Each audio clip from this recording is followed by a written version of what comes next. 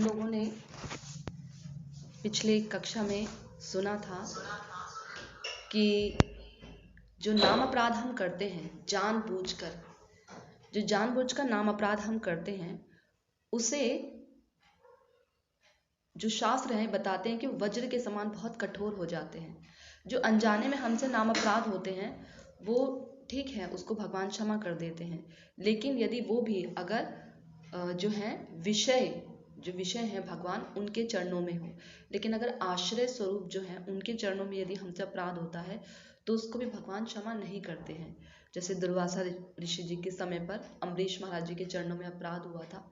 वो आश्रय स्वरूप हैं, भक्त हैं भगवान के, भगवान के चरणों में अपराध किया उसको भगवान क्षमा कर देते हैं। परंतु यदि कोई डायरेक्ट भगवान के भक्तों के चरणों में अपराध करता है या आश्रय जाती हैं, वृंदा देवी हैं या शास्त्र आदि हैं, उनके प्रति अपराध होते हैं तो फिर भगवान उन्हें क्षमा नहीं करते हैं। जहाँ जिसके प्रति अपराध होता है वहीं जाके क्षमा करने पर क्षमा हमें मिलती है। आज जो शिला विश्वनाथ चक्रवर्ती पाद ने जो इसके बाद का जो टॉपिक लिखा है माधुर्य कादम्बरी में, वो है साधु निंदा। जो हम करते रहते हैं, साधु निंदा हमसे होती रहती है। और नाम अपराध में अभी हमने कुछ समय पहले सेवा अपराध सुना था कि 32 प्रकार के पद्म पुराण में सेवा अपराध बताए गए हैं। वराह पुराण में भी कुछ कुछ मुख्य सेवा अपराध बताए गए हैं। उसके बाद नाम अपराध के बारे में शिला विश्वनाथ चक्रवर्ती पाद कह रहे हैं। सबसे पहले शिला विश्वनाथ चक्रवर्ती पाद ने हमें भक्ति के विषय में बताया कि आखिर भक्ति का स्वरूप क्या होता है, भक्ति कहते किसको हैं। क्योंकि जब हम भक्ति करने की सोच रहे हैं, हमने अपने जीवन में ये निश्चय कर लिया है कि अब हमें भक्ति करनी चाहिए, भगवान के शरणागत होना चाहिए, तो हमें पहले पता तो हो कि शरणागति कहते किसे हैं, भक्ति कहते किसे हैं, भक्ति का स्वरूप क्या है। क्योंकि वास्तव में भक्ति एक ही है, लेकिन व्यक्ति के स्वभाव के अनुसार जो है भक्ति भी अलग अलग भागों में बट गई है। कोई मिश्रा भक्ति करते हैं। मिश्रा भक्ति कैसी, जिसमें एक शुद्ध भक्ति होती है, दूसरी शुद्ध भक्ति है तो साथ में मिश्रित भक्ति भी होगी।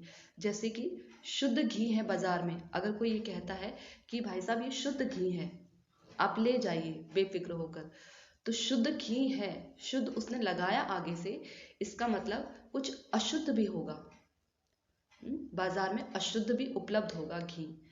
तो ऐसे ही शुद्ध भक्ति एक ही है, शुद्ध भक्ति, परंतु क्योंकि हम बद्ध जीवात्मा के स्वभाव के अनुसार हम लोगों ने जो है भक्ति का जो शास्त्रों के अनुसार भक्ति को अलग अलग भागों में बांट दिया गया है। जैसे कि मिश्रित भक्ति में ज्ञान युक्त भक्ति, जो ज्ञानी जन भक्ति करते हैं वो भी भक्ति करते हैं। जो मायावादी होते हैं, जो भगवान के स्वरूप को नहीं मानते हैं, जो निर्विकार हो, जो भगवान के स्वरूप को निर्विशेष कहते हैं कि उनके अंदर जो है कोई गुण नहीं है, वो निर्गुण है। निर्गुण कहने के तात्पर्य है, भक्ति में जो हमें बताया जाता है आचार्य जनों के अनुसार, निर्गुण कहने का तात्पर्य है कि भगवान इन तीनों गुणों से, सतोगुण, रजोगुण, तमोगुण, इनके भगवान अधिष्ठाता हैं।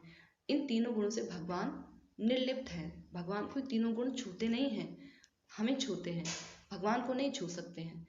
लेकिन मायावादी जो होते हैं वो कहते हैं कि जो ब्रह्म होते हैं, जब वो इस धराधाम पर, इस जगत में, माया जगत में आते हैं, तो इस माया जगत में जो कोई भी आएगा वो इन तीनों गुणों से बंधेगा ही बंधेगा, माया उसको जरूर व्यापेगी।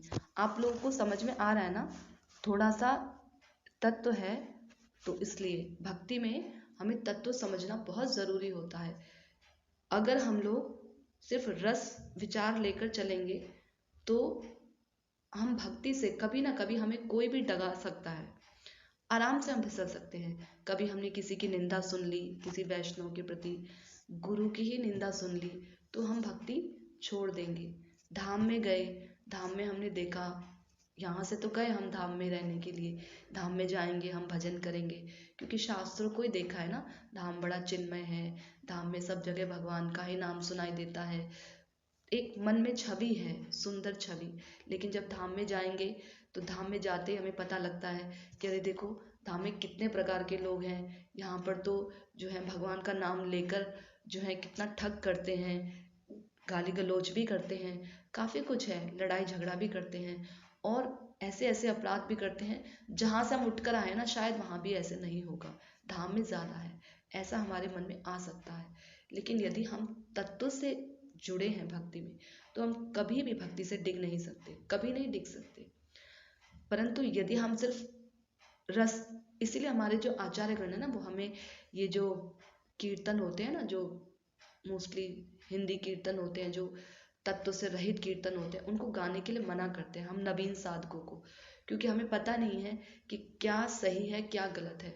क्योंकि हमारी इंद्रियों की वृत्ति कैसी है कि हम लोग जगमगाती हुई चमचमाती हुई चीज को देखकर बहुत आकर्षित हो जाते हैं।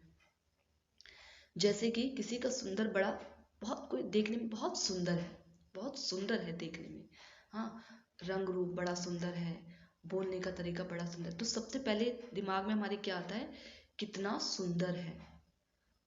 कितना भी हमने भजन करते हो, हम लोग कितना भी हरि नाम करते हो, दिन रात चाहे शास्त्रों में हम लोग अपना चेहरा घुसा कर रखते हो, कितना पढ़ते हो, फिर भी बद्ध जीव होने के कारण हमारे दिमाग में सबसे पहले क्या आता है, कितना सुंदर दिख रहा है। हाँ, स्त्री होगी तो उसके दिमाग में पुरुष को देखकर आएगा, कितना देखो सुंदर है, देखने में कितना सुंदर है, हाँ, बोलचाल में कितना सुंदर है, कद काठी रंग रूप कितना सुंदर है। पुरुष होगा तो उसको स्त्री को देखकर पहला जो थॉट आएगा ना वो ये आता है, कितना सुंदर है। किसी सुंदर कपड़े को हम देखेंगे तो हम बोलेंगे देखो कितना सुंदर है, कितना मुलायम कपड़ा है।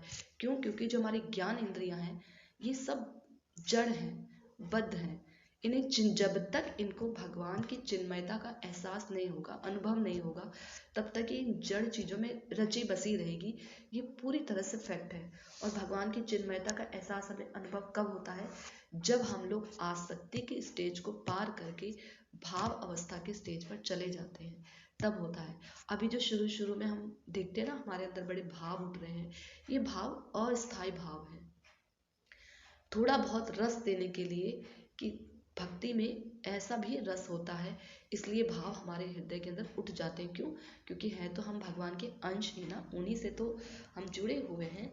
तो इसलिए कभी हम वृंदावन जाकर देखते हैं कि जो पुरुष हैं वो स्त्रियों का चोला पहनकर नृत्य गीत आदि करते हैं, तो जो लोग तत्व से नहीं जुड़े होते ना वो लोग उस ओर जाके फिसल जाते हैं, वो लोग उसी तरफ चले जाते हैं। इसीलिए तत्व को समझना बोरिंग जरूर होता है कि क्यों किसी चीज को समझना, उसमें दिमाग लगाना, क्योंकि भगवान की लीलाओं में दिमाग नहीं लगाना पड़ता हमको। इसमें क्या है, तत्वों में दिमाग लगाना पड़ता है। ये वैष्णव तत्व क्या होता है, ये भक्ति तत्व क्या होता है, ये ब्रह्मांड का तत्व क्या होता है, माया तत्व क्या है, जीव तत्व क्या है, भगवत तत्व क्या है। हाँ, इन सब में हमें बुद्धि लगानी पड़ती है, इसलिए हमें ये सब बोरिंग लगता है। इसलिए जब कभी ऐसी कथाएं भी होती है ना, कक्षा होती है, तो देखना हॉल पूरा खाली रहता है, लोग सुनते नहीं हैं। भगवान की रसमयी लीलाएं होंगी तो लोग बैठे होते हैं, सुनते हैं, आंखों से आंसू भी बहाते हैं कितनी स्त्रियां। तो ऐसा चलता है, ये सब नॉर्मली होता है। लेकिन तत्व से भक्ति को जानना नींव खड़ा करने के बिल्कुल बराबर है। जैसे कि अगर मकान बना है, उसकी नींव कमजोर है तो मकान कभी भी गिर जाएगा, उसको गिरने में देर नहीं लगेगी। थोड़ी सी तूफान आया, जरा सा भूकंप आया, मकान अपने आप गिर जाता है, किसी वजह की जरूरत भी नहीं पड़ती, कभी कभी तो ऐसे ही ढर्रा जाता है। हाँ, तो ऐसा ही भक्ति में भी होता है। यदि हमारी भक्ति की जो नींव है वो बिल्कुल तत्व से जुड़ी है, बिल्कुल बेसिक, हम सब कुछ जान के रखे हुए हैं, तो क्या होगा, कभी बड़ा से बड़ा, छोटा मोटा तो रहने दीजिए, भूल जाइए, बड़े से बड़ा भी अगर आपके सामने कोई भक्ति को लेकर संशय आता है ना मन में, भगवान बोलते हैं संशय आत्मा विनिश्यति, कोई संशय आता है तो आपका विनाश नहीं होगा उस समय। क्यों? क्योंकि आपने तत्व से जान रखा है भक्ति को, आप भगवान को कभी छोड़ेंगे नहीं। वैष्णव के, जिन वैष्णव के प्रति आपको कभी अगाध श्रद्धा होती थी, कभी आपने किसी दूसरे के मुंह से, आप मिले नहीं, सिर्फ सुना आपने, उनको फोन से सुना या किसी और तरीके से आपने सुना उनके बारे में, लेकिन कभी किसी दूसरे व्यक्ति ने उनकी निंदा कर दी, फिर तीसरे व्यक्ति ने उनकी निंदा कर दी। एक दौर ऐसा आया कि उसी वैष्णव की बार बार निंदा हो रही है और हमें सुनने को मिल रही है। तो क्या होता है कि हम जो हैं उन वैष्णव के प्रति संशय कर बैठते हैं, जिनके प्रति हमें अगाध श्रद्धा थी कभी किसी समय में। तो इसलिए यदि हम, और फिर क्या होता है ना, हम भक्ति भी छोड़ देते हैं। कभी कभी ऐसा होता है, कुछ तो ऐसे भी होते हैं कि वो भक्ति से नहीं जुड़े होते हैं, उस व्यक्ति से जुड़े होते हैं। व्यक्ति ने छोड़ा तो व्यक्ति अगर छोड़कर चला गया या शरीर ही छोड़ दिया तो वो भजन करना ही छोड़ देते हैं। कुछ तो ऐसे भी होते हैं। इसलिए भक्ति को तत्व से जानना बहुत ज़रूरी है। इसलिए ये जानना कि जो हम भजन कर रहे हैं, भक्ति कर रहे हैं, उसका स्वरूप क्या है, भक्ति कहते किसे हैं। सिर्फ सुनने के लिए नहीं, हम बार बार क्यों सुनते हैं। आपको मालूम है नवदा भक्ति का सबसे पहला श्रवण है, तो सबको मालूम होगा। लेकिन ऐसा बोला जाता है कि केवल श्रवण कर लेने से ही हमारी भक्ति पूरी हो सकती है। ऐसा क्यों कहा जाता है मालूम है? क्योंकि देखिए, आज जो हमने श्रवण किया, यकीनन कल हम उसे भूल जाएंगे। कल भी तो बहुत दूर गया, अभी हम उठेंगे 1 घंटे बाद तो हम भूल जाते हैं। एज इट इज हम श्रोत तो है नहीं, श्रोता ऐसे श्रोता तो है नहीं कि हमें सब कुछ याद रहेगा। पहले के समय में होता था, तभी तो अगर ऐसा होता तो श्रील वेद व्यास जी को लिखना नहीं पड़ता, शास्त्रों को सुना सुना कर ही जो है कंठस्थ कराते थे पहले के समय में। तो हम तो बहुत, हमारी बुद्धि बहुत क्षीण है, हमारा जो मन है, केवल जो घर में रहने वाली घरेलू स्त्रियां हैं उनका मन केवल उनका मन केवल झाड़ू पोछा, बर्तन, यहाँ की बातें, थोड़ी उधर की बातें, बाहर जमघट लगा दिया। हाँ, जो थोड़ा ऑफिस वाले लोग हैं वो थोड़ा ऑफिस के, थोड़े बिजनेस वाले लोग हैं बिजनेस में। तो जो हमारी बुद्धि है वो सब समय ऐसी चीज़ों पर लगी रहती है। भक्ति से संबंधित हम अभी हमारी इंद्रियों को रस नहीं ना, हमारा मन जो है, जैसे भगवान रसो वै सा है ना, वैसे ही हमारा जो मन है ना, मन, क्योंकि हम भी भगवान के अंश हैं, हम भी रसो वै सा ही हैं। हमें भी रस चाहिए, हमें बिना रस के नहीं रह सकते, बिना रस के हमारा जीवन भी नीरस है। इसलिए हम सब समय, हर समय प्रेम ढूंढते हैं, सब समय प्रेम ढूंढते हैं। कोई भी संबंध हो, बेशुमार दौलत है, बेशुमार पैसा कमाता है आदमी, पति बहुत कमाते हैं, तो भी क्या होगा, हृदय में अगर यदि प्रेम नहीं प्राप्त हो रहा है तो फिर वहां पर खटपट होती है, अनबन होती है। कितनी भी दौलत हो, कितना भी कुछ क्यों ना हो। और वैसे भी ये जो जगत है, ये जगत अभावों का जगत है। कुछ भी क्यों ना हो, अभाव हमेशा रहता ही रहता है इस संसार में, कभी पूरा नहीं हो सकता। किसी को किसी का अभाव है, और नहीं होगा ना अभाव तो क्या होगा, हमारे अंदर बहुत अहंकार आ जाएगा, बहुत हमारे अंदर जो है ये प्रमत्तता आ जाएगी कि हमसे ज़्यादा बेहतर, बेस्ट कोई और है ही नहीं। तो इसलिए जो है हमें तत्व भक्ति में जानना बहुत ज़रूरी है, ताकि कभी भी हम विचलित ना होने पाए, हम कभी भी डगमगाए नहीं भक्ति से, ये बहुत ज़रूरी है।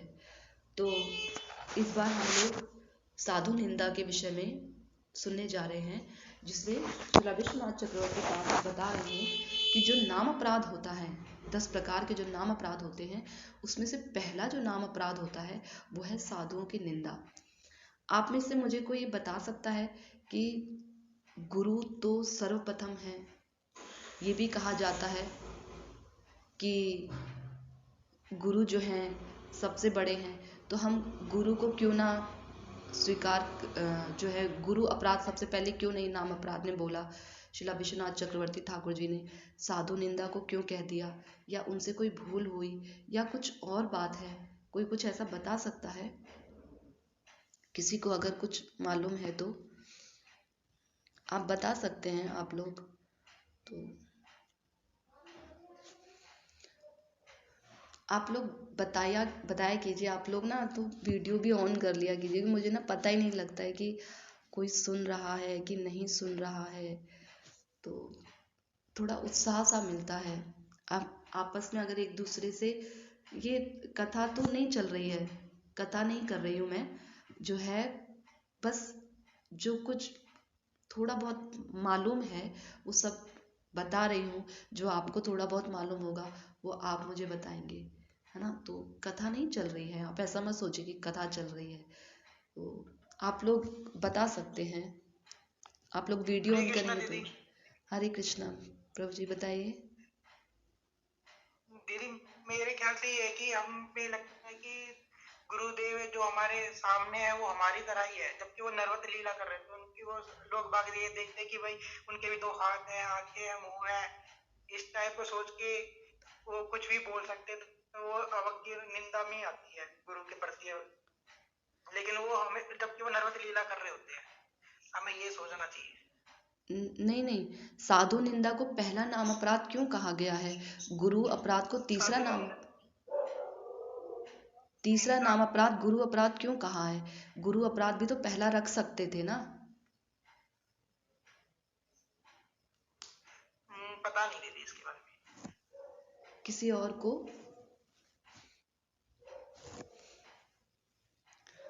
चलिए मैं बताती हूँ।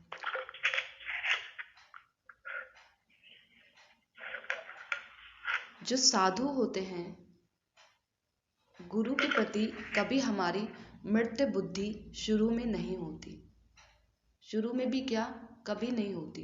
बहुत कम होता है जब हम भक्ति में बहुत ज़्यादा हमारा लेवल या तो बहुत ही कम होगा, या हम बिल्कुल ही षट बुद्धि के होंगे, या हम बहुत अपराध सुन लेंगे, या हमारा संग ऐसा हो जाएगा जो गुरु के प्रति ही निंदा करते होंगे, तो ये एक अलग बात है। लेकिन हमेशा हमारी बुद्धि गुरु के प्रति ऐश्वर्य बुद्धि रहती है। हम गुरु की निंदा डायरेक्ट पहली बार में जाकर नहीं कर देते। गुरु से हमें भय होता है, हमारे हृदय में, हमारी बुद्धि में ये बैठा हुआ है कि गुरु भगवान का ही स्वरूप होते हैं। और जैसी बुद्धि भगवान के प्रति होनी चाहिए वैसी बुद्धि गुरु के प्रति भी होनी चाहिए, आचार्य के प्रति भी होनी चाहिए। ये हमारे हृदय में पूरी तरह से बैठा हुआ है। यदि हम भक्ति में सीरियस हैं तो, अगर हमने सुना है, कथा सुनते हैं तो। लेकिन जो वैष्णव होते हैं, वैष्णव की 3 श्रेणियां होती हैं: कनिष्ठ वैष्णव, मध्यम वैष्णव, उत्तम कोटि के वैष्णव। उत्तम कोटि के वैष्णव को हम कभी नहीं पहचान सकते, मध्यम कोटि के वैष्णव को भी हम नहीं पहचान सकते। कनिष्ठ जो वैष्णव होते हैं, अगर जिस कोटि में जो वैष्णव है वो उस कोटि के वैष्णव को पहचान लेता है। जैसे कि कोई मध्यम कोटि का वैष्णव है तो वो शास्त्रों के अनुसार देखकर पहचान लेगा कि ये मध्यम कोटि का वैष्णव है।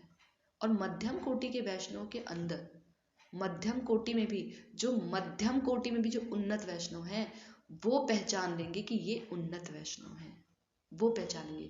क्योंकि अभी कनिष्ठ वैष्णव की सीढ़ी को पार करके मध्यम वैष्णव की सीढ़ी में पहुंचे ही पहुंचे हैं, वो नहीं पहचान सकते कि उत्तम श्रेणी के वैष्णव हैं। लेकिन जो मध्यम कोटि के वैष्णव में भी गाढ़ता आ गई है, आपको आसान भाषा में समझाऊं तो जिसमें गाढ़ता आ गई है मध्यम वैष्णव कोटि के, उसमें भी वो समझ सकते हैं वैष्णव कि ये जो वैष्णव है ये महाभागवत है, ये उत्तम कोटि के वैष्णव है। बस केवल वही समझ सकते हैं, अन्य कोई नहीं समझ सकते।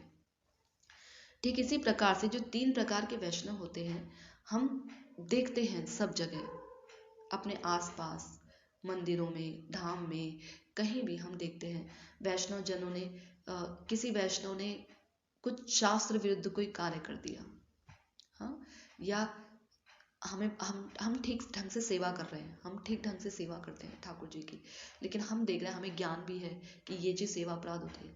अब हम देख रहे हैं कि उस वैष्णव ने जो है ऐसा कर दिया, तो क्या होता है, इसके कारण हम वैष्णव के प्रति हीन बुद्धि रख लेते हैं, वैष्णव के प्रति हम अपराध छट कर देते हैं, लेकिन गुरु के प्रति हम अपराध नहीं करते हैं झट। जैसे कि प्रधानमंत्री के प्रति जल्दी से द्वेष भाव नहीं आएगा, लेकिन यदि हम मिलने गए, उसके पीए ने रोक दिया तो उसके प्रति अपराध, उसके प्रति हमारे हृदय में द्वेष आता है।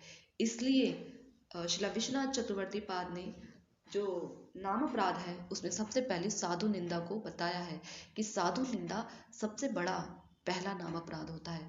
पहला कारण ये है। दूसरा कारण है कि गुरु हमें सबसे पहले नहीं मिलते हैं।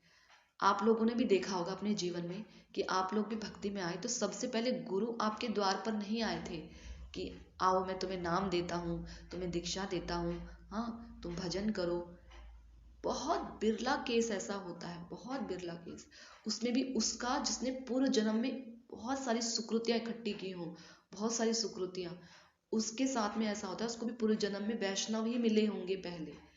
तो सबसे पहले द्वार पर हमारे, या हम द्वार पर वैष्णव के कारण ही जाते हैं। हमें किसी न किसी वैष्णव के द्वारा ही पता लगा होता है कि ये जो है ये गुरु है, हाँ ये भक्ति होती है, ये ऐसे आचार्य होते हैं, आचार्य का स्वरूप ऐसा होता है, भक्ति का स्वरूप ऐसा होता है। सब कुछ वैष्णव के माध्यम से ही पता लगता है। वैष्णव ही हमें बताते हैं धाम की महिमा। धाम की महिमा वैष्णव जन ही बताते हैं। महाप्रभु ने धाम की महिमा नहीं बताई थी। महाप्रभु नहीं आए थे धाम की महिमा बताने के लिए। महाप्रभु के पास समय ही नहीं था।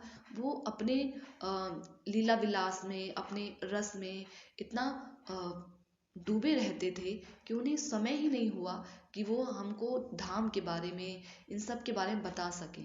हाँ, थोड़ा थोड़ा थोड़ा थोड़ा वो जानकारी दे गए थे बस। लेकिन उन्होंने किसके माध्यम से बताया? अपनी सारी की सारी शक्ति उड़ेल दी षट गोस्वामियों में और आचार्यों में, स्वरूप दामोदर जी में, राय रामानंद जी में, इनमें अपनी सारी शक्ति उड़ेल दी थी। हाँ, कृष्ण ने डायरेक्ट हमको आकर नहीं बताया। किसको बताया? अपने परिकर अर्जुन को आकर बताया था। देखो ऐसे भक्ति करो, ऐसे भजन करो, ऐसे युद्ध करो, मेरा चिंतन करके करो।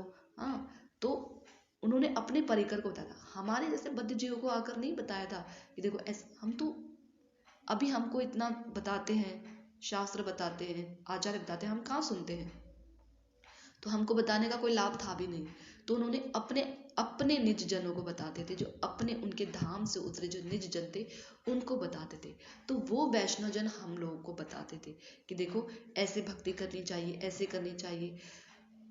प्रश्न वही व्यक्ति कर सकता है जिसके अंदर कुछ जानने की इच्छा हो। हर कोई प्रश्न नहीं कर सकता। एक कक्षा है, उस कक्षा में बहुत सारे बच्चे बैठे हैं, हर बच्चा प्रश्न नहीं पूछता है। 40 बच्चे हैं तो 40 बच्चे प्रश्न नहीं पूछते हैं। मुश्किल से 2-4 बच्चे प्रश्न पूछेंगे बस। सारे बच्चे प्रश्न नहीं पूछते। 40 के 40 बच्चे प्रश्न पूछ लें नहीं, कुछ तो सुन लेते हैं, कुछ सुन के अनसुना कर देते हैं, कुछ। लेकिन कुछ बच्चे होते हैं जो सुनते हैं। क्यों? उनके अंदर ऐसी कैपेसिटी होती है कि जो उनको शिक्षक पढ़ा रहा है उसको वो अपने हृदय में धारण कर रहे हैं और उसी से संबंधित उतने ही उन्नत स्तर का प्रश्न वो पूछ पा रहे हैं। अर्जुन जी ने जैसे प्रश्न भगवत गीता में पूछे थे, ऐसे प्रश्न हम नहीं पूछ सकते भगवान से।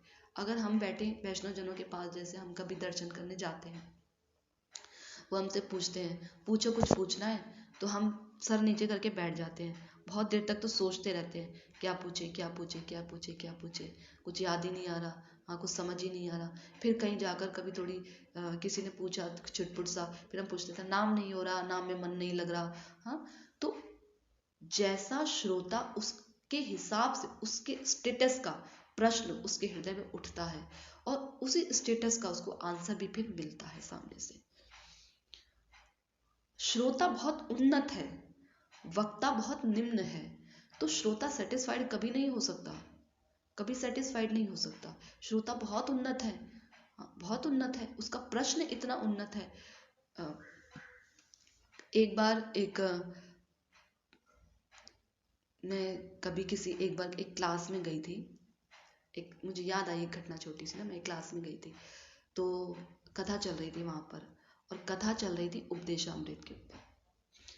तो अब मैंने ना कुछ ऐसा प्रश्न पूछ लिया कि जो कथा कर रहे थे उनको उसका उत्तर ही नहीं मालूम था। तो पहले दिन तो ठीक था, दूसरे दिन फिर गए, मुझे मेरा उत्तर मिला नहीं, मैं सेटिस्फाइड हुई नहीं। फिर वो कथा फिर कर रहे थे, फिर पूछ रहे थे, और फिर मैंने एक प्रश्न पूछा उसी कथा के बीच में से, उसका भी उत्तर नहीं मिला। हाँ, तो उन्होंने तीसरी बार से ना मेरा कक्षा में आना ही बंद कर दिया कि द्वार ही बंद हो गए मेरे लिए। तो ऐसा होता है। और वहाँ भी हम देखते हैं श्यामानंद प्रभु, देखिए जब श्यामानंद प्रभु सख्य रस में थे, यहाँ रस का है, निम्न कोटि के वैष्णव है, निम्न कोटि के नहीं है, रस के हिसाब से सख्य रस में श्यामानंद जो उनके गुरु थे हृदयानंद प्रभु, वो उनके गुरु थे, तो सख्य रस में थे। अब जब वो सख्य रस में थे तो उन्होंने देखा कि उनके जो शिष्य थे वो उन्हें हृदयानंद भी कहते हैं, हृदय चैतन्य भी, लेकिन हृदयानंद भी कहा जाता है उन्हें। तो उन्होंने देखा कि मेरा जो शिष्य है वो मुझसे उन्नत रस में है। और उस समय पूरे ब्रज में, गौड़ में, क्षेत्र में, पूरे तीनों धामों में श्रील जीव गोस्वामी पाद जी का बहुत नाम था, क्योंकि श्रील रूप गोस्वामी पाद, सनातन गोस्वामी पाद जी सब लोग धाम चले गए थे। तो उस समय जीव गोस्वामी पाद थे उस समय। तो जो हृदयानंद प्रभु थे, उन्होंने श्यामानंद प्रभु को स्वेच्छा से जीव गोस्वामी पाद के पास उन्नत रस की शिक्षा लेने के लिए भेजा था। तो हम यहाँ से देख सकते हैं कि जैसे श्रोता होते हैं, जैसा हमारे अंदर कैप्चर करने की पावर होती है, उसी हिसाब के हमारे प्रश्न भी हमारे हृदय में उठेंगे, वरना हमारे हृदय में कभी प्रश्न नहीं उठते हैं। वरना क्या होता है, श्रवण के बाद कीर्तन होता है, श्रवण कर लिया, प्रश्न चिंतन नहीं किया। ये श्रवण कीर्तन के बीच में ना एक जो ना दिखने वाली जो कड़ी है ना, वो होती है चिंतन, मनन करना। स्मरण अलग है, मनन करना अलग है। जो कुछ हमने सुना, यदि हम उसे मनन नहीं करते हैं तो हम उसको भूल जाएंगे। और जैसे मनन करते, जिस समय हम कथा सुनते हैं ना, जैसे कभी कभी मैं भी कथा सुनती हूँ, तो मुझे उस समय ना कभी कभी प्रश्न हृदय में नहीं उठते हैं। कभी कभार तो तुरंत कुछ बोला, पहले कुछ और सुना था, या कुछ संशय हुआ तो प्रश्न दिमाग में स्टक करा एकदम से। हाँ, लेकिन क्या हुआ कि कभी कभी ऐसा होता है कि प्रश्न उस समय उठता नहीं है, चलती है कंटिन्यूस कथा, अपनी चल रही है प्रवाह में, धारा प्रवाह में, और दिमाग जो है उसको कैप्चर करता हुआ धारा प्रवाह में चले जा रहा है। कुछ समय के बाद जब उस चीज को मनन करने बैठती हूँ ना, सुना क्या था, चिंतन क्या किया था, तब लगता है, तब प्रश्न उठता है दिमाग में, अच्छा ऐसा भी तो होना चाहिए था, ऐसा भी तो हो सकता था, ऐसा क्यों नहीं हुआ, इन्होंने ऐसा क्यों कहा। तो ऐसे मनन करने से फिर हमारे दिमाग में प्रश्न उठते हैं। जब प्रश्न उठते हैं तो फिर जब हम उसका उत्तर पाते हैं तो ये प्रश्न उत्तर की श्रेणी हमें स्मरण रहती है, ये हमें भक्ति में आगे बढ़ाती है। ठीक ऐसा ही होता है जब भगवान के रूप का हम ध्यान करते हैं, नाम कर रहे होते हैं, श्रवण कर रहे होते हैं, भगवान के रूप के बारे में सुना, हमने किसी से सुना, हाँ, जब हम उसका चिंतन करते हैं, उसका मनन करते हैं, तो फिर हम उसका कीर्तन करने में समर्थ होते हैं।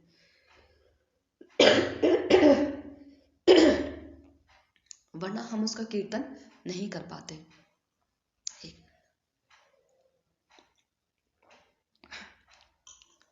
हम उसका कीर्तन नहीं कर पाते हैं। तो इसलिए तो मैं बता रही थी कि जैसा श्रोता होता है उसके हिसाब का प्रश्न हमारे हृदय में उठता है। तो इसलिए श्रील विश्वनाथ चक्रवर्ती पाद ने साधु निंदा को प्रथम में रखा है कि जो साधु निंदा होता है, हम डायरेक्ट गुरु के प्रति अपराध नहीं करते हैं, हम वैष्णव के प्रति यदा कदा अपराध कर देते हैं, कभी भी अपराध कर देते हैं। कभी कभी तो ऐसा होता है कि अनजाने में ही अपराध हो जाता है, हमें पता भी नहीं लगता कि हमने उन वैष्णव के प्रति कोई अपराध कर दिया है, पता भी नहीं लगता। इसीलिए तो हम कितना नाम करते हैं, हरि कथा सुनते हैं, भगवान के बारे में श्रवण भी करते हैं, उनका जो है ये कीर्तन आदि भी करते हैं बैठकर, परंतु आंखों में अश्रु नहीं आते। बोलते हैं ना चैतन्य महाप्रभु कि अगर हमारे प्रचुर मात्रा में अपराध होंगे तो हमारे आंखों से अश्रु नहीं बहेंगे। अगर प्रचुर मात्रा में अपराध है, खूब नाम करने पर भी, अगर हम कितना भी नाम कर रहे हैं तो यहाँ पर जो श्री विश्वनाथ चक्रवर्ती पाद है बताते, सताम निंदा नामनः परम अपराधम वितनुते यतः ख्यातिम यातम कथमु सहते तद्विगहाम। नाम प्रभु ऐसे वैष्णव की जो उनकी ख्याति को, उनके बारे में सब जगह बताते हैं, उनकी निंदा करते हैं तो उनको सह नहीं पाते। पहले मैं सोचती थी, अच्छा उनकी निंदा करते हैं ना जो सब जगह ख्याति प्रचार करते हैं, जो लोग प्रचार ही नहीं करते तो उनके प्रति अपराध हो जाए तो चल जाता होगा। नहीं, वैष्णव यदि है वो हैं, नाम कर रहे हैं, तो ऐसा हो ही नहीं सकता कि वो प्रचार ना करते हो। चाहे अपने घर में प्रचार करें, चाहे अपने बच्चे को प्रचार करें, चाहे अपनी पत्नी को प्रचार करें, बोलते जरूर हैं नाम करो। प्रचार हुआ ना, नाम करने के लिए प्रेरित करना किसी को, नाम की महिमा। ऐसा नहीं है कि ढोल मंजीरा लेकर ही प्रचार होता है। हाँ, गौर किशोरदास बाबा जी को हम ये कह सकते हैं कि वो प्रचार नहीं करते थे। उन्होंने प्रचार किया। कैसे प्रचार किया? अपनी सारी शक्ति को श्रीला सरस्वती ठाकुर प्रभुपाद जी के हृदय में स्थानांतरित करके उनके माध्यम से प्रचार करवाया। तो किया ना गौर किशोरदास बाबा जी ने भी प्रचार। तो हम ऐसा नहीं कह सकते कि उन्होंने कभी प्रचार नहीं किया। वैष्णव प्रचार जरूर करते हैं। क्यों? क्योंकि वैष्णव अत्यंत कृपालु होते हैं। ये शायद से 40 मिनट बाद बंद हो जाएगा दोबारा से। तो वैष्णव जन जो है अत्यंत कृपालु होते हैं। वो हमारे बद्ध जीवों का दुख नहीं देख पाते। जैसे कि कोई व्यक्ति बीमारी से, बड़ी घोर बीमारी से उठा हो, हाँ, और उसको एक ला इलाज बीमारी हो, लेकिन उसको जो है एक ऐसी दवा मिल गई हो उस बीमारी को दूर करने की कि उसको खाया और दूर हो गई, चाहे मंत्रों का ही हिसाब किताब क्यों ना हो। तो वो क्या करेगा? जब किसी दूसरे व्यक्ति को ऐसे देखेगा ना उस लाइलाज बीमारी में, तो वो बोले बगैर रह ही नहीं सकता, रह ही नहीं सकता। क्यों? क्योंकि उसने वो दर्द वो झेला हुआ है, उसने वो अपनी स्थिति को पूरी तरह से झेला है, महसूस किया है। तो वो अपने दर्द को उस व्यक्ति के दर्द में देख पा रहा है, वो समझ पा रहा है कि उसको कितनी तकलीफ हो रही होगी, है ना। तो इसलिए जो वैष्णव जन होते हैं ना, वो समझ पाते हैं। ऐसा नहीं कि उन्होंने सब कुछ झेला हुआ है, जो महाभागवत आए धाम से तो उन्होंने सब कुछ झेला हुआ है इसलिए वो हमें बताते हैं। ऐसा नहीं है, वो तो भगवान के नित्य परिकर होते हैं। लेकिन क्या है, क्योंकि वो जैसे भगवान बड़े ममतामय होते हैं ना। एक जगह मैंने सुना था, एक माता का हृदय जितना ममतामय होता है, उसमें करोड़ों करोड़ों करोड़ों करोड़ों माताओं के हृदय को यदि मिला लिया जाए, उस ममतामय माता के हृदय को, तो उससे भी कोटि गुना हृदय भगवान का है, ममतामय। हमारे लिए भगवान हमारे लिए शास्त्र भेजते हैं, भक्तों को भेजते हैं, खुद चले आते हैं।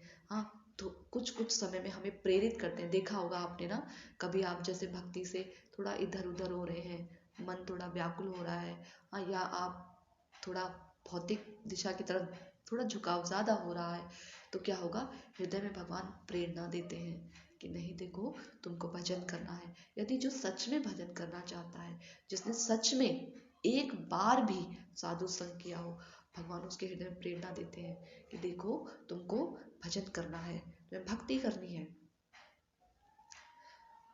तो भगवान इतने ममतामय है, भगवान इतने करुणामय है।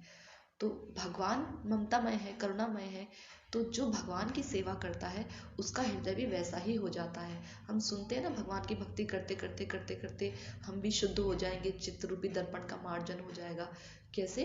जैसे बाप वैसे बेटा, जैसे भगवान है वही गुण हमारे अंदर भी आ जाएंगे जब हम ठीक ढंग से भक्ति करेंगे। तो ये अपने आप स्वाभाविक आ जाता है।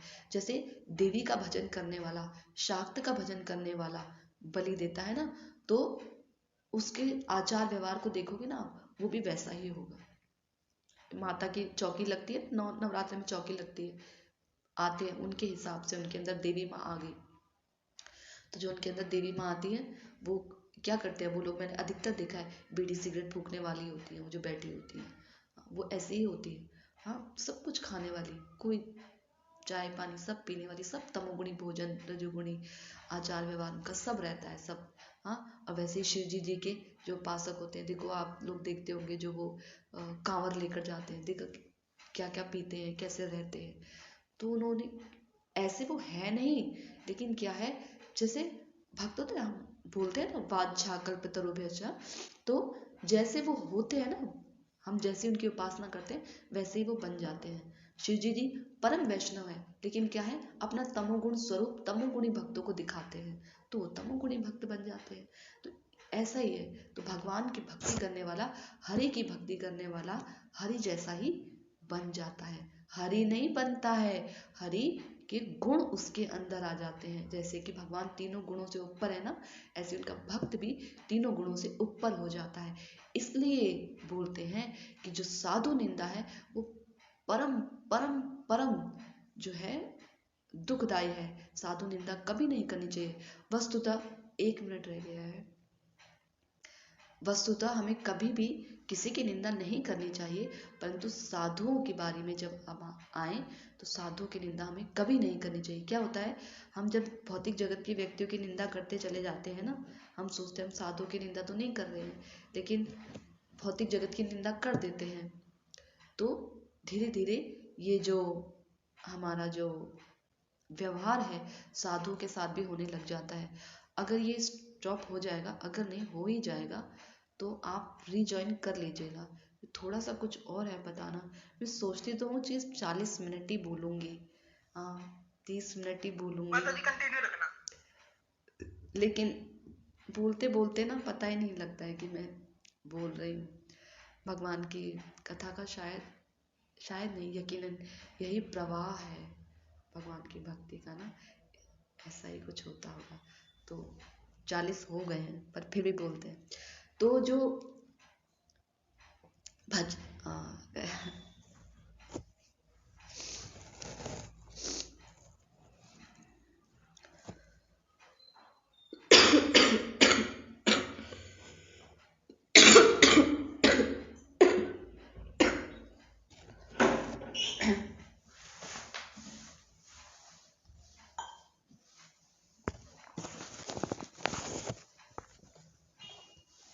जो है हमने हरे कृष्णा नहीं बोला, प्रणाम नहीं किया, जो कुछ भी है, जो कुछ भी हम बोलते हैं, हमने नहीं उनको प्रणाम किया, प्रसन्न नहीं किया उन्हें, तो उनको अगर बुरा लगा, उनको ना बुरा लगा तो एक अलग बात है, लेकिन अगर उनको बुरा लग गया तो क्या होगा, ये उनके प्रति अपराध हो जाएगा, ये उनके प्रति अपराध हो जाएगा। तो इस चीज़ पर ना मुझे एक बात हमेशा याद आती है, तो मुझे ना ये चीज़ हमेशा ध्यान रहती है कि दोबारा कभी मुझसे ज़िंदगी में ऐसा हो ना। आज से करीब 12-13 साल पहले की बात है, जब मैं पहली बार पुरी में गई थी। तो मैं उन माता जी का नाम नहीं लूँगी, पर फिर भी तो क्या हुआ कि मैं हरिनाम कर रही थी। वो चढ़ी ट्रेन में हमारे साथ ही थी, वो चढ़ी ट्रेन में मैं हरिनाम कर रही थी। हरिनाम करते समय मैंने उन्हें देखा नहीं। उन्हें लगा कि मैंने उन्हें देखा, पर मैंने उन्हें रियल में मैंने उन्हें नहीं देखा। कभी कभी ऐसा होता है कि आंखें देख रही होती हैं, मन कहीं और होता है। तो उन्हें लगा कि मैंने उन्हें देखा, पर मैंने उन्हें सच में नहीं देखा। तो मैं उन्हें हरे कृष्णा नहीं किया। उसके बाद ट्रेन चल गई, हम मिले, और फिर मैंने इतना ध्यान भी नहीं दिया। सच बताऊं तो बाद में मेरे को इतना ध्यान भी नहीं आया कि मुझे प्रणाम भी करना है, मेरी गलती थी। फिर जब जो हम पुरी भी उतर गए, उसके बाद जो पुरी में नरसिंह देव जी का एक मंदिर है, बड़ा प्यारा सुंदर सा, तो वहाँ पर ना उनको शायद उनको गुस्सा बहुत उबल गया था, शायद बहुत ज़्यादा, वो बहुत गुस्सा हो गई थी कि मैंने उन्हें कल हरे कृष्णा नहीं किया, आज किया मैंने उन्हें अगले दिन, और उस दिन कल नहीं किया, ट्रेन पे चढ़ती नहीं किया। तो उन्होंने क्या किया ना, वो मुझे मेरे पैर पकड़ के कही, तुम नहीं हरे कृष्णा करती हो ना, मैं करती हूँ, तुमने कल मुझे नहीं किया, हाँ तो मैं करती हूँ तुम्हें कल का भी। तो मुझे बहुत अजीब लगा उस समय, यार मेरे से मिस्टेक हुआ। एक तो इसलिए अजीब लगा कि वो ऐसा कर रही थी, और इसलिए भी अजीब लगा कि यार मैंने हरे कृष्णा नहीं किया। बोलते हैं शास्त्रों में प्रणाम करना चाहिए वैष्णव को देखते। तो ये बात मुझे, ये वाक्य मुझे अभी तक याद है। इसलिए कभी कोई वैष्णव दिखता है ना, कभी अगर मैं नहीं भी कर पाती हूँ, कभी दिमाग भी इधर उधर होता है, बद्ध जीवन, कभी भूल भी गए, कुछ भी हो जाता है, तो फिर क्षमा मांग लेते हैं, ध्यान नहीं दिया हमने, हरे कृष्णा नहीं किया। कभी ऐसा हो भी जाता है कि नहीं भी करते, तो लेकिन वाक्य वो याद रहता है कि कभी दोबारा ऐसे अपने जीवन में घटना दोबारा होने ना पाए। हाँ, तो खैर कि जो वैष्णव की जो कोटि होती है, जो कनिष्ठ वैष्णव होते हैं उनके प्रति होगी, लेकिन अगर यही हम मध्यम कोटि के या उन्नत कोटि के वैष्णव के प्रति करते हैं तो वो इतना ध्यान नहीं देते हैं, परंतु तब ये हमारा अपराध लगेगा। तब ये हमारी भक्ति में बाधा है, तभी बाधा स्वरूप है। इसलिए कोटि के हिसाब से हमारे अपराध गिने जाते हैं। जिस स्तर का हम अपराध करेंगे उस स्तर का जो होगा हम दंड मिलेगा। साधारण सी बात है, इस जगत में भी जिस स्तर का हमारा हमने अपराध किया है या कोई जुर्म किया है, उसी स्तर का हमें उसी सैंक्शन के हिसाब से हमें दंड मिलता है ना, कोर्ट में भी तो कुछ ऐसा ही होता है। हाँ, तो जब हम वैष्णव की निंदा करते हैं या उनको प्रणाम नहीं करते हैं, हाँ, निंदा कर देते हैं, और पता है निंदा करने का कारण क्या होता है? आप लोग बता सकते हैं, कभी आप लोगों के जीवन में ऐसा हुआ है कि आप लोगों से गलती से ही सही वैष्णव की निंदा निकल गई हो, तो उसका कारण आपने कभी खोजने की कोशिश की है? रूट ऑफ कॉज खोजा है आपने? उसका कारण क्या होता है? वैष्णव की निंदा करने का कारण, वैष्णव की निंदा करने का मुख्य कारण होता है ईर्ष्या। ईर्ष्या होता है वैष्णव से निंदा करने का मुख्य कारण। हमको नहीं लगता है कि हम ईर्ष्या कर रहे हैं, परंतु हमारे हृदय के अंदर जो ईर्ष्या बैठी है ना, ईर्ष्या, काम, क्रोध, लोभ, मोह, मद, मात्सर्य, जिसे भक्ति में दूर कर दिया जाता है। काम, क्रोध, लोभ, मोह, मद, यहाँ तक भगवान की सेवा में लगाया जा सकता है। मात्सर्य, ईर्ष्या, ये भगवान की सेवा में कभी नहीं लगती, कभी भी नहीं लगती है। इसे भक्ति से हटाना ही पड़ता है, ईर्ष्या दूर करनी ही पड़ती है, वरना भक्ति नहीं होती है, भक्ति सफल नहीं होती है। जैसे कि एक वाक्य मैं बताती हूँ आपको। अदिति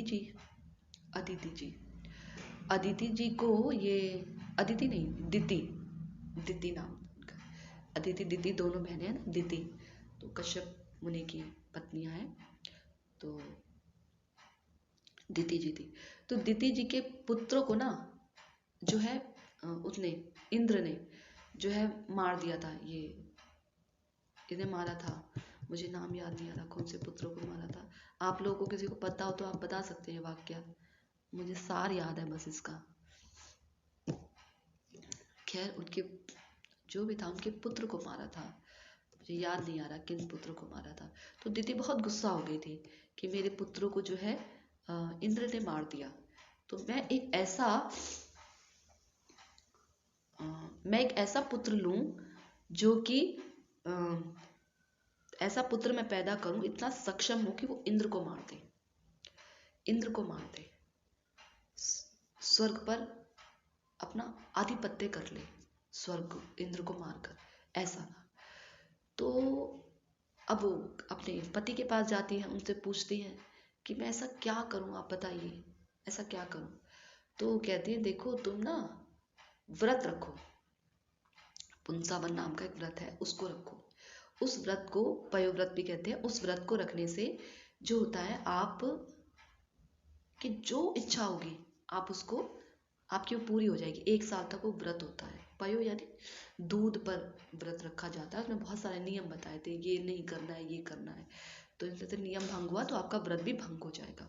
तो इंद्र जो, वो बड़ी श्रद्धापूर्वक व्रत कर रही थी, तो इंद्र ताक में रहते थे कुछ ऐसा कर देंगे जिसके कारण जो है मैं इनका व्रत भंग हो जाए और मैं इनके जो गर्भ में जो संतान पल रही है ना, उसको मैं मार दूं। क्यों? क्योंकि ये मेरी हत्या करेगा।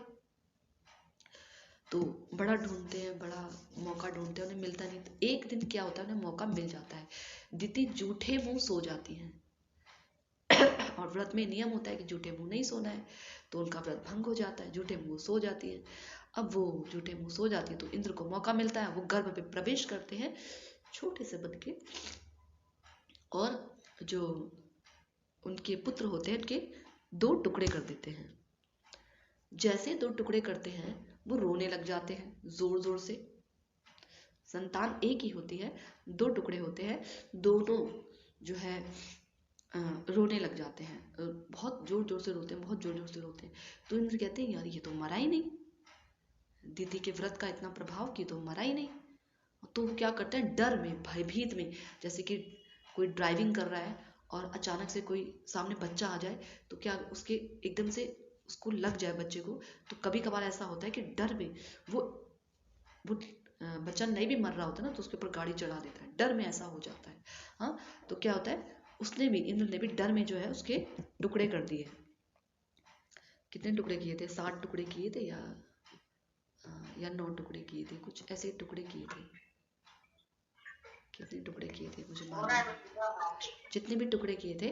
तो कहने का तात्पर्य है कि भगवान की भक्ति में इतनी ज्यादा कि भक्ति पूरी नहीं हुई थी। देखो, व्रत पूरा नहीं हुआ था, बीच में खंडित हो गया था। हाँ, और जब वो निकले ना बाहर, जब इंद्र समेत वो सारे शिशु निकले, बड़े होके निकले, तो उनकी माता देखने लगी ये क्या हो गया, ये कहाँ से आए इतने सारे बच्चे। तो उन्होंने बोला कि आप ही के गर्भ से हम निकले हैं, आप ही हमारी माता है। मारुत नाम पड़ा था उन बच्चों का, मारुत। मारुत इसलिए पड़ा था, उन बच्चों ने बोला था हमें मारो मत, हमें मारो मत, तो मारुत नाम पड़ गया था। हम तुम्हारे भाई हैं, हमें मारो मत, ऐसे मारुत नाम पड़ गया था उनका, मारुत नाम था उनका। तो उन्होंने बोला तुम इतने सारे कहाँ से आए भाई। तो उन्होंने बोला हम, इंद्र ने फिर अपनी गलती बताई डर डर के कि ये मुझे श्राप दे देंगे, इनका तो व्रत जो है ये अभी इतना इनका तेज है व्रत के प्रभाव से, भगवान की भक्ति के प्रभाव से, कि मुझे श्राप देने में पूरी तरह से सक्षम है। तो डर डर के बताया उन्होंने। तो लेकिन देखिए, जब व्रत शुरू कर रही थी, हृदय के अंदर कितनी ईर्ष्या थी, कितनी ईर्ष्या थी इंद्र के प्रति कि ऐसी संतान पैदा हो, इंद्र जो है मर जाए। और जब व्रत करने लगी तो व्रत पूरा नहीं हुआ था, अभी बीच में ही व्रत भंग हो गया था।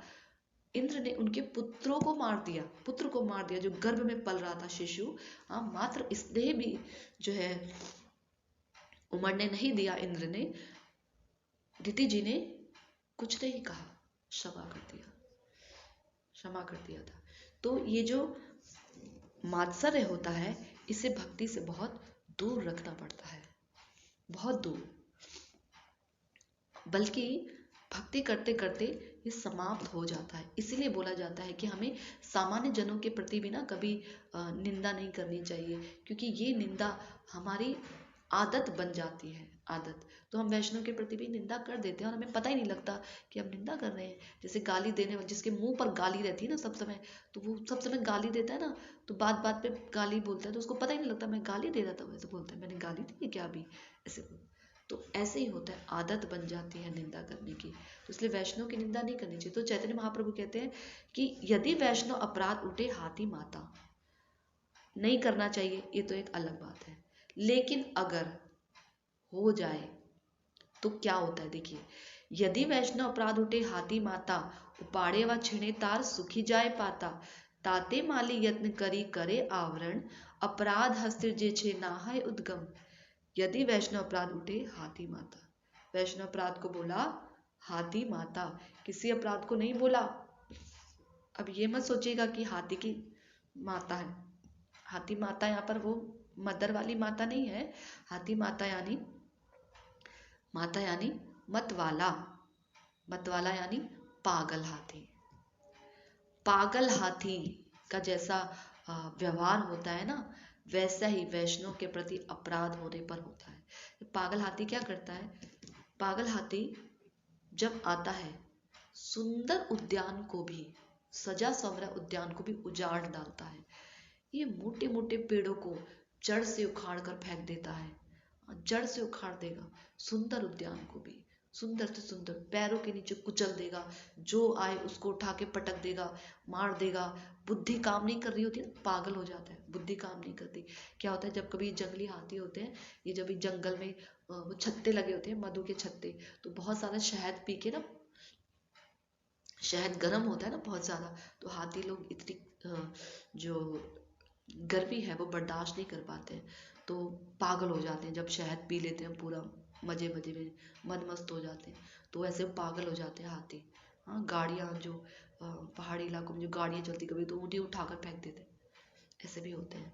तो ऐसे होते हैं, तो मत वाले हाथी के समान ही वैष्णव अपराध होता है। और किसी अपराध को ये वैष्णव हाथी माता नहीं कहा गया है। आपने सुना होगा ना, सेवा अपराध हो गया, और भी कोई अपराध है, अभी जो बाकी 9 अपराध हम सुनेंगे, इन्हें नहीं कहा गया है हाथी माता के समान है। गुरु अपराध को भी नहीं कहा गया हाथी माता समान है। वैष्णव अपराध को कहा गया हाथी माता समान है। क्यों?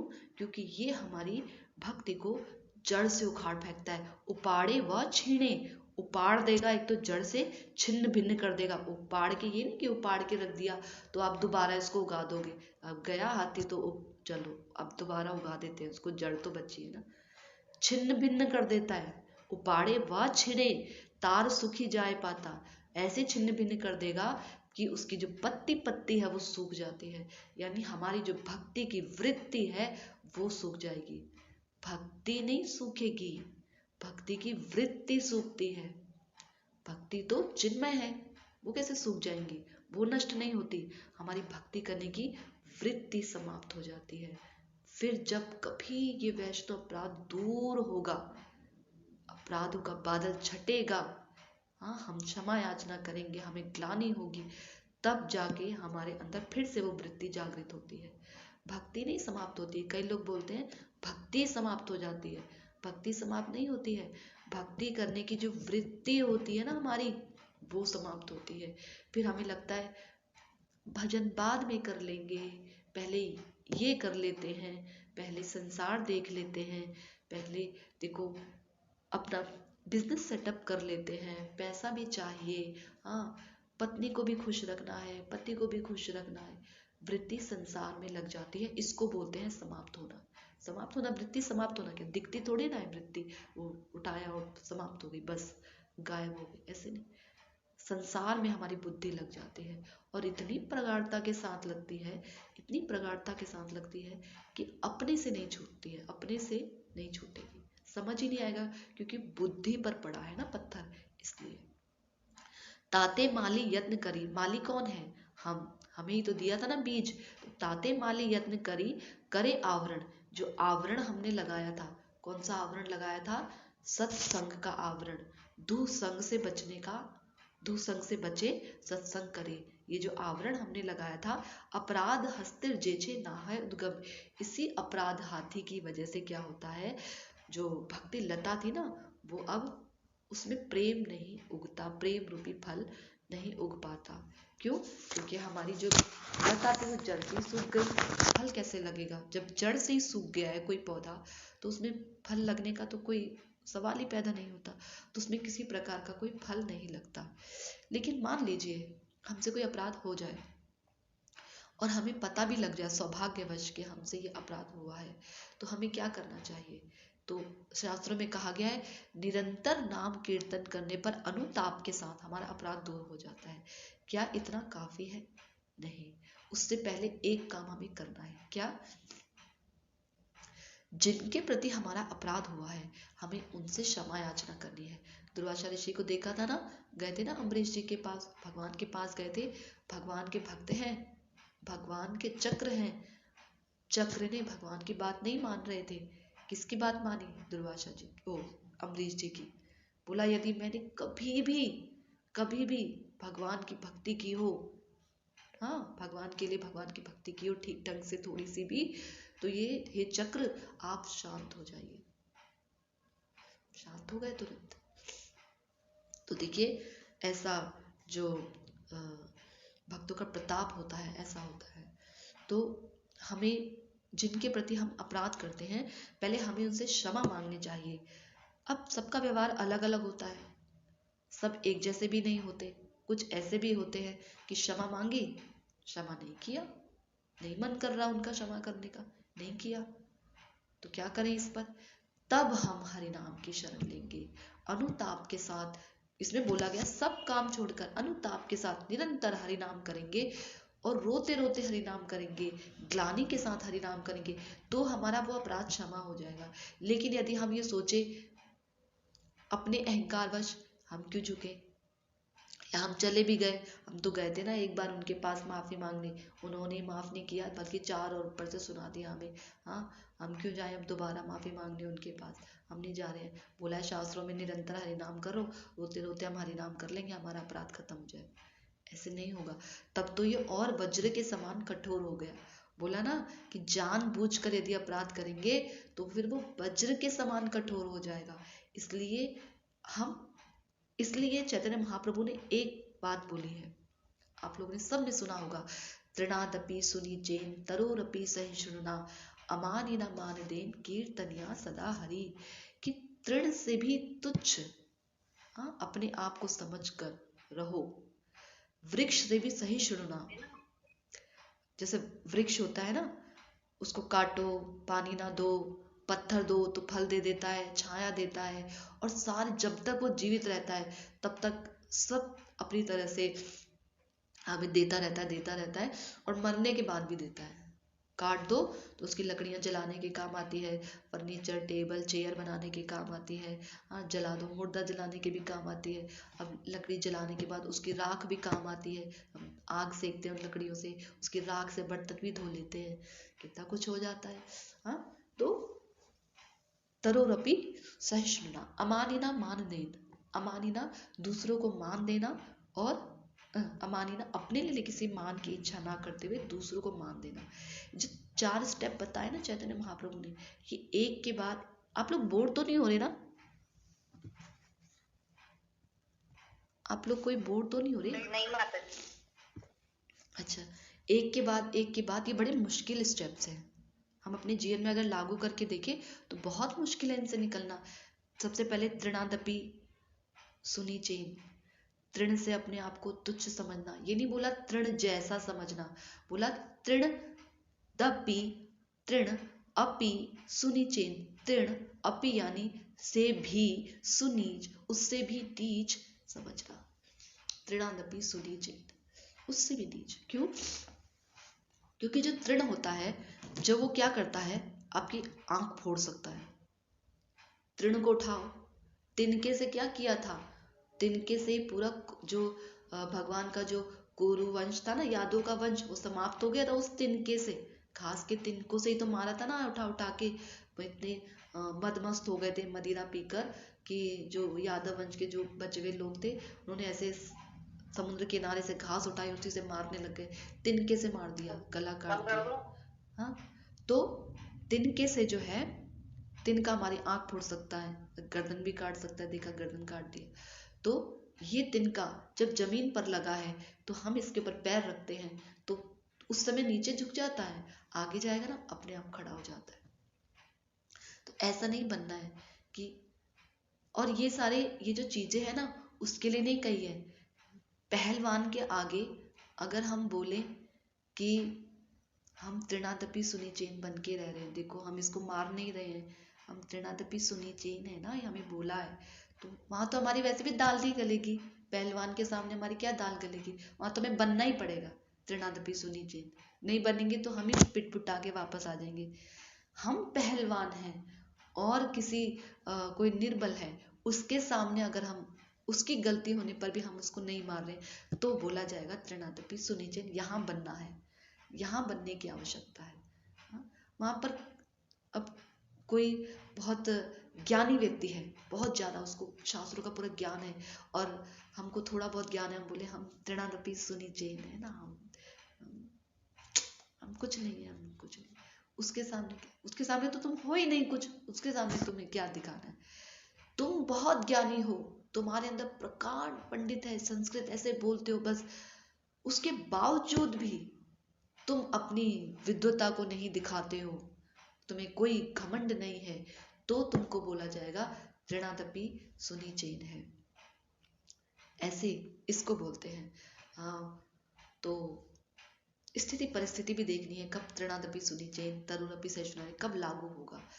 और तरुरपि सहिष्णुना वृक्ष बताया था, उसके अंदर क्या क्या गुण होते हैं। तो इस तृणा, हम अपने आप को तृण से भी तुच्छ समझ सकते हैं, मान सकते हैं, हमें पता है, मान सब अपना जो है, हम कुछ नहीं है, हमारे अंदर बड़े अवगुण हैं, ये हम मान सकते हैं बुद्धिपूर्वक। लेकिन आगे थोड़ा अगला स्टेप चले तो तरुरपि सहिष्णुना बड़ा मुश्किल है। किसी ने यदि हमें कुछ कह दिया, हम उसकी बातों को नहीं सह सकते हैं, कभी नहीं सह सकते। घर में ही देख लीजिए, घर में अगर कोई हमें कुछ कह दे तो हम क्या उसकी बातों को सह सकते हैं? कभी नहीं सह सकते हम उसकी बातों को। 2 बोलेगा तो हम 4 बोल देते हैं, बोलते जरूर हैं। तो तृणादपि सुनिचेन तरुरपि सहिष्णुना, इससे भी ज्यादा मुश्किल है। अमानिना, अपने लिए किसी मान की आशा ना करना, ये फिर भी हो सकता है, लेकिन अमानिना के बाद मान देना, किसी को मान देना, ये मुश्किल काम होता है। ठीक है,